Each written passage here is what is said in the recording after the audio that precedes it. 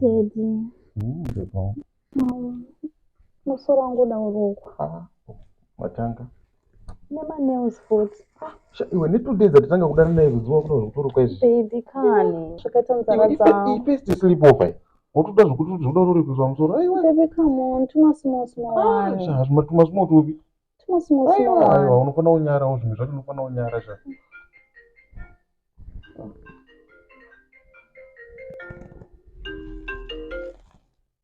Hello. Hello. Ndivyo. Ezvize. Mira ndokufonera mama. Ndokufonera mira. Ko uchichoita. Kunjeta safe. Ukukarara ndatodaira fondo ndobva nyara. Kungochita ndite. Ndozva majero dani varume vanhu ka kuti pavanofunda wane vanhu ndonja sei. Pavanofunda wane madzimai avo mubva manyarira. Aiwa. Ndozva munoita. Ndazvipinda chiri mararo ngoita pachest avo. Pepesadaro kani. Ndati ndokudisturb. Ndozva majaira karara nevarume vanhu kana mukadzi wakafona. Koi basa usiku kadaiwo. Ndazviona zvangu futi zi. Timomira. Wabvoti zi timomira unobata. Inini ndiwo achatoita. Ungonyatsorana zvakanaka. Saka zvinotorambisa. Ndopere fondo. Zvinotorambisa. Wonyara kuti zi. Aiwa kuna zvakadaro.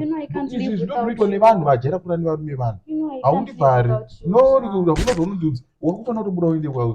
Buda munoende uri kutara. Usadaro. Ndozvamunoita. Ne usiku unondoenda. Vakadzi vanhu vakapona. Muri varume vanhu mubva mati zi. Uchawonyarira chi. Kana baby baby ndachiti pamweko yebasa. Ungosikachatofemi. Wangonyarira. Aiwa nani wazvichatoita. Kana ibuda kana tinaondora pasi akomuka mangwana chinombo. Shuwa azvichaita. Ndine maplans andatokuronga upenyu kuti ndinatsokukuitisa zvese zvaunoda kuisa makosi neti izvi wachinoda nevarume vanhu kana beba ndidaro beba ndidaro no we can stop it. Inaondora pasi